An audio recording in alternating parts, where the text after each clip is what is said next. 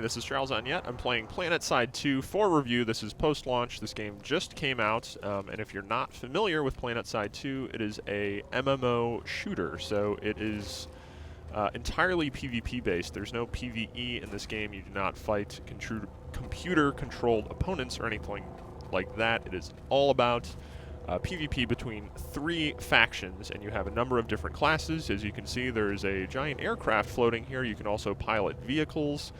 Tanks, aircraft, buggies, things like that. You see transports as well, so that you can move large numbers of people between battlefields. And the draw of the game is the fact that you can have so many people in a fight. The scale of the combat here is really what's impressive. You can see this is kind of our my faction's main base with a bunch of people just randomly standing around. But you can get into the action pretty quickly, which I will show off right now. I still have these tutorial menus up. The game doesn't do a very good job of kind of explaining what you're supposed to do or how you're supposed to do it, but once you figure that out, it's actually really, really interesting, a very unique kind of shooting experience. So with this little instant action menu down here, I can basically pick where I want to go. You can see my faction is red, so we have all of this territory up here, and here is the territory under control of my adversaries. We are actually doing pretty well. It seems like we almost have kind of half of the zone under our control. Each little zone here also gives us bonuses, which you can see in kind of the left area there. So there is more of an advantage to capturing specific zones of territory aside from just, hey, now we have more territory. So it looks like we are defending in this case, so there's kind of a two-way attack going here. This station appears to maybe be under attack, which is right in the middle of enemy territory, and then there's some kind of combat going on over here, so it looks like something crazy is happening in this area. So I am going to deploy down here, just hit this, and there's a little countdown, and then I will go in via drop pod directly into the battle. So let this count down, and here I go. Just a simple loading screen. I'm on one of 3 continents. There are 3 continents in the game. All that area you saw was one continent, so you can transition between those fairly easily as well. So you can see there's actually a fight going on here. I'm probably going to get killed lone wolfing in this game, or basically heading out into combat by yourself is a okay. What just happened? The game is still a little buggy. That guy was kind of freaking out a little bit, like he forked an outlet, or so he's still freaking out down there. So going out on your own is just not really going to work. You should also join a squad too, so that you basically can, well, it helps for spawning, it helps just for staying together, so I'm going to join this one. You can just do that by accessing this little menu on your main menu. So I'm going to go back to the map, deployment, and pick a spot. So it looks like there's some kind of battle going on over here. I can spawn fairly nearby at a Sunderer, which is, as you'll see, this guy, kind of a mobile spawning platform. So that really helps out with keeping the pressure on an enemy while you've got a fight going on. So I have a couple friends nearby here. You can see there's just a whole bunch of people zoning in. Crazy lighting effects, obviously sci-fi moons and such in the background. We've got aircraft, oh god, we've got aircraft up there. Seem to be right in the middle of a battle. I am a medic right now, so what I just used there, which was that glowing green stuff, was my class ability, so that I can heal people, myself included, who are nearby. So I'm going to follow my squad up here. So I'm best at supporting. I also have, you know, a main weapon here. I have a sidearm, and I have a healing tool. And this will, when I'm nearby, when I'm close to someone, I can heal them. And if they die, I can revive them. And hopefully I can get into a fight here without getting horribly murdered, because it doesn't take much to die here. You can see the interface there, and I get points, I get XP for healing people. There you could see a light assault class just kind of jetpack over over top there. Looks like these guys are not doing so well. This guy needs some healing. Nope, nope, nope, nope. Oh my god. There we go.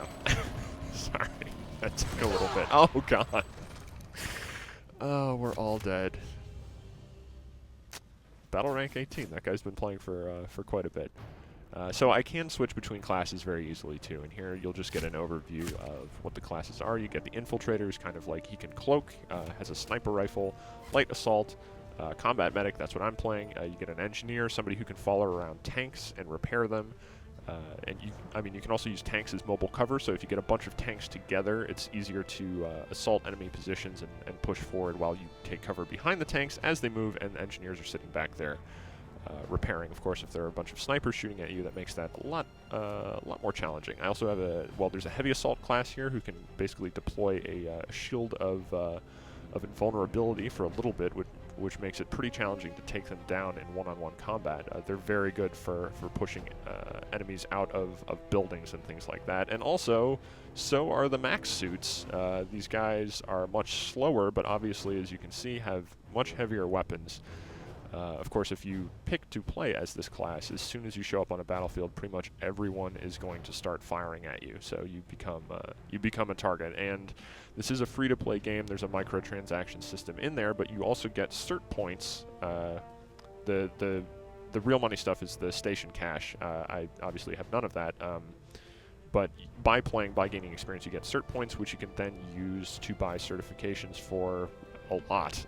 There is a lot to buy in this game. So I have, my basic loadout here, but this weapon has a cert menu associated with it. So if I actually saved up, I could buy additional parts for this weapon if I wanted to. I can also buy a whole bunch of stuff for my class as well to make me more effective, like this little applicator tool. Go to certs, and then you can see I have all these menus where I can upgrade things. I can purchase an advanced shield capacitor in this case, flak armor, so I can definitely upgrade myself in a whole bunch of different ways. I can actually afford some of these, some scopes. I'm not going to get them right now, but yeah, a whole bunch of ways to upgrade each class. So as you do specialize with a particular class, you can obviously get better with it, and then lots of new weapons to take as you continue playing with the class, as you continue to gain certifications, or I guess you can just directly buy them if you're impatient. Although there is a level cap on some of that stuff anyway. Also, vehicles. So here are some of the vehicles I was talking about. You can see some aircraft as well. And these also have certification trees. So if you're very fond of using a particular vehicle, you can start unlocking bonuses for them. So if you like the lightning tank, for instance, you can customize loadouts. I only have this turret. Are there more turrets? But yeah, so you'll have cert trees associated with the vehicles as well. So there's a lot to go through here. And unlock as you play, which, but the main draw of the game is getting into huge fights. But if you do continue to dedicate yourself to the game, you'll have a lot more options for combat. Although SOE has said that it doesn't necessarily mean you will have many better options for combat. It's just kind of every item is built as sort of a trade-off. So, you'll have one that's maybe much more accurate, but perhaps each shot doesn't quite do as much damage with a weapon or something like that, to discourage the behavior tendency of people to just pay a bunch of money to immediately be the most deadly player on the battlefield. That is and I haven't tried, every weapon, so I don't know if that's necessarily true. That's just what SOE has been saying. I will say it is difficult for a single player to really have much of an effect on a battle. It's much more about team play, and hopefully I don't instantly die when I get up here, but I would like to try and revive this guy. Oh my goodness. So this base is under enemy control up here, and we are attacking it, and I am absolutely under attack here, trying to repair myself and get out of the way of whoever is attacking me, and that didn't work. And I basically just went against exactly what I was saying before, which is that you really need to be in a team to be effective. Let's see if there's a better way or place to spawn. I don't think so.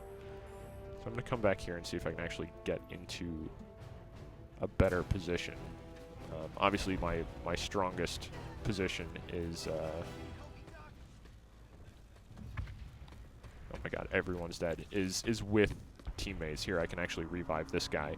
So you see, there's just a short delay in revive, and then they can accept the revive. And if they do, oh, that guy disappeared.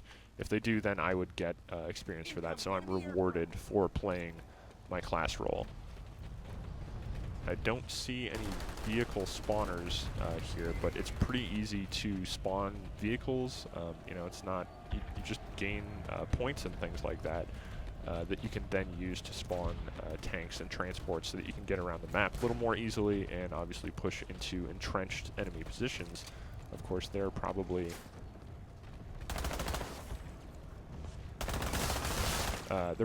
also going to be rolling around tanks and everything. So it looks like we're kind of congregating on this bridge. We really do need some vehicle support. But the fact that you can just kind of go, you know, wherever you want to for the most... Oh, there's a guy coming right down the hill there. I'm going to see if I can actually take him out. Don't think that worked. Is he still over there? Oh, there's somebody up there. Oh my God, I need to get out of here. This is terrible. Uh-oh. Oh no. Please don't see me. Keep going. Nope, don't turn. Don't turn. Don't turn over here. Oh my God. Oh my God. This is a terrible position to be in. Why did I go over here? My medic skills are useless to me. Whoops. See if anyone's decided to follow the tanks, and maybe I... Ow! That guy's waiting for me. So, I mean, part of the draw of the game is just to come into these huge dynamic battles, you know. Every time you log in, you're not really sure what you're going to find, but you know there's going to be a huge war going on somewhere. I don't really have many weapons to attack that tank. Somehow I got out of there without dying. But yeah, finding these gigantic battles to participate in can be really fun, especially when you're actually able to take something over, because it really does require such an effort from your team to walk into a base, capture the multiple points within it, and then hold them for long enough so that control of that territory actually does transition over to your team, and then you get a nice big XP bonus as well. Looks like... Nope.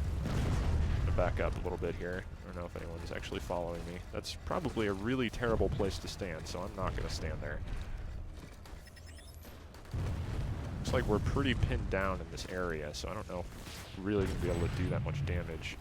I did get a kill assist, though. Oh, unfortunately, I ran directly across open ground and was horribly murdered by a tank. And unfortunately, right after I was killed there, I was booted from the server, and I can't seem to log back in. So, I mean, the game has been having some technical issues at launch. I've been having connection errors pretty frequently the second day after launch, which hopefully all get worked out soon by SOE. I will continue to post review updates on IGN.com and record more videos as I keep playing, so you can check in for ongoing impressions until I'm finally ready to post a full review. In the meantime, if you want to play the game, it's free. PlanetSide2.com. Just go here, click play. I would recommend doing so.